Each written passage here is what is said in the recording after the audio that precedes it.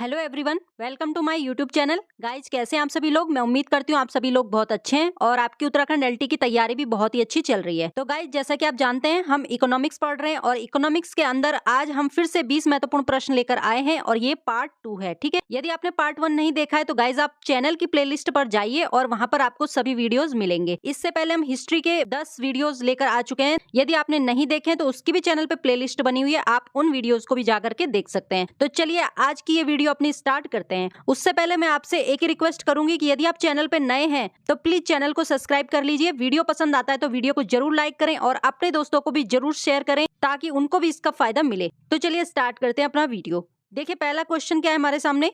सस्ती मुद्रा का अर्थ है। 4 ऑप्शन है। ब्याज की कम दर, बचत का निम्न स्तर, आय का निम्न स्तर या फिर निम्न जीवन स्तर।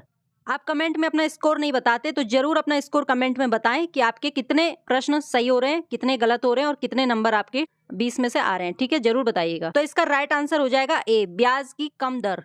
अगला प्रश्न हमारा, जिस विदेशी मुद्रा में शीघ्र देशांतरण की प्रवृत्ति हो उसे कहते हैं दुर्लभ मुद्रा, सुलभ मुद्रा, स्वर्ण मुद्रा या गर्म मुद्रा।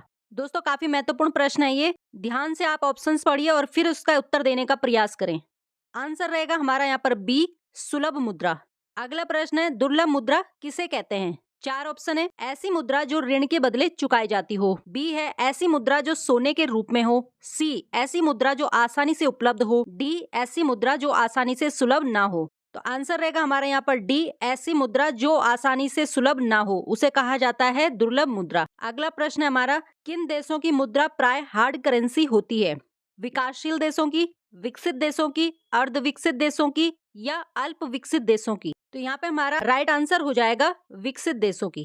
अगला प्रश्न है, जिस मुद्रा में भुगतान करने पर लेनदार कानूनी तौर पर स्वीकार करने से इनकार नहीं कर पाता उसे कहते हैं।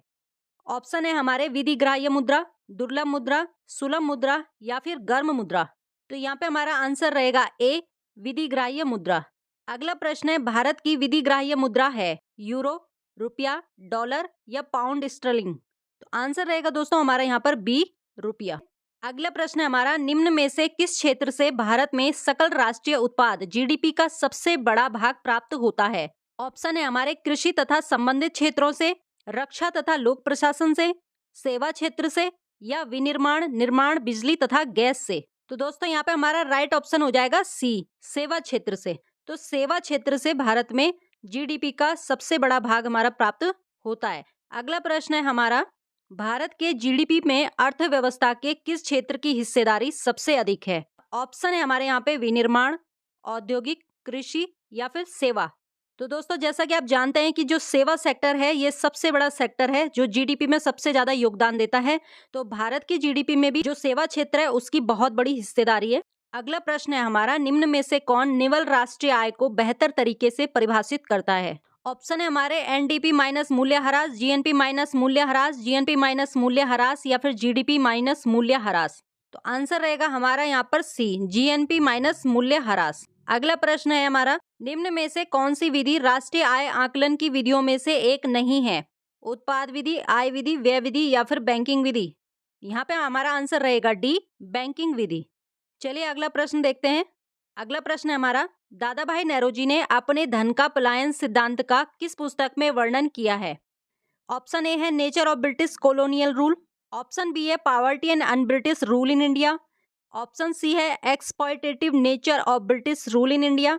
ऑप्शन डी है British rule and its consequences. काफी महत्वपूर्ण प्रश्न है गाइज ये बुक एग्जाम में कई बार पूछी जाती है। यहाँ पे हमारा राइट आंसर हो जाएगा बी वाला, poverty and un British rule in India. अगला प्रश्न है हमारा, भारत की राष्ट्रीय आय में सर्वाधिक योगदान किसका है। प्राथमिक क्षेत्र, द्वितीयक क्षेत्र, तृतीयक क्षेत्र या फिर सभी का बराबर। तो आंसर रहेगा हमारे यहाँ पर सी, तृतीयक क्षेत्र। और तृतीयक क्षेत्र आपको पता है सेवा क्षेत्र होता है ना। तो इसी का क्या है, भारत की राष्ट्रीय आय में सबसे बड़ा योगदान है। अगला प्रश्न है हमारा, भारत की राष्ट्रीय आय में किस क्षेत्र का सबसे कम योगदान है। ऑप्शन है हमारे सामने प्राथमिक क्षेत्र, द्वितीयक क्षेत्र, तृतीयक क्षेत्र या फिर इनमें से कोई भी नहीं।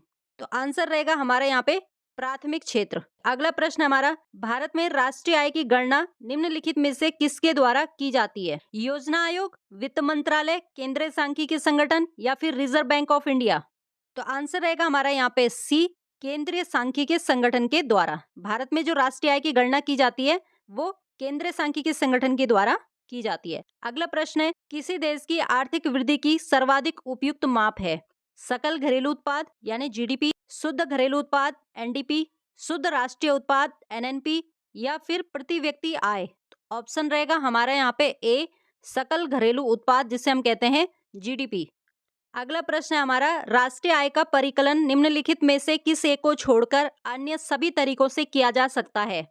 ऑप्शन है सभी प्रकार की बचत का योग, सभी प्रकार के निर्गतों का योग, सभी व्ययों का योग, या सभी प्रकार की आय का योग। तो आंसर रहेगा हमारा यहाँ पर ए, सभी प्रकार की बचत का योग।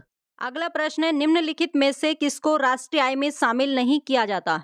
ऑप्शन है हमारे मालिक के कब्जे में मकानों का आरोपित किराया, नए पुलों के निर्माण पर किया गया सरकारी व्यय, लॉटरी जीतना, या किसी मकान की बिक्री के लिए एजेंट को दिया गया कमीशन। तो गाइज यहाँ पे हमारा राइट आंसर होगा सी, लॉटरी जीतना। लॉटरी जीतना जो है ये राष्ट्रीय आय में शामिल नहीं किया जाएगा। अगला प्रश्न है, प्रति व्यक्ति आय निकालने के लिए राष्ट्रीय आय को भाग दिया जाता है देश की कुल जनसंख्या से, कुल कार्यशील जनसंख्या से, प्रयुक्त पूंजी के परिमाण से, या देश के क्षेत्रफल से?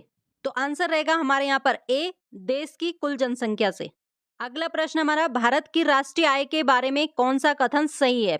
सेवाओं की अपेक्षा कृषि का प्रतिशत हिस्सा अधिक है, कृषि की अपेक्षा उद्योग का प्रतिशत हिस्सा अधिक है, उद्योग की अपेक्षा सेवाओं का प्रतिशत हिस्सा अधिक है, या फिर संयुक्त रूप से कृषि और उद्योग की अपेक्षा सेवाओं का प्रतिशत हिस्सा अधिक है? तो आंसर रहेगा हमारा यहाँ पर डी, संयुक्त रूप से कृषि और उद्योग की अपेक्षा सेवाओं का प्रतिशत हिस्सा अधिक है। ठीक है, तो ये थे आज के हमारे 20 महत्वपूर्ण प्रश्न जो हमने इस वीडियो के अंदर कवर किए हैं। इसी तरह से इकोनॉमिक्स की वीडियोस भी चैनल पर आती रहेंगी। साथ ही साथ आपने हिस्ट्री की अगर पुरानी वीडियोस देखनी है तो आप चैनल की प्लेलिस्ट पर जाकर देखें, और हम इसके बाद पॉलिटी और फिर ज्योग्राफी की वीडियोस भी इसी तरह से लेकर आते रहेंगे।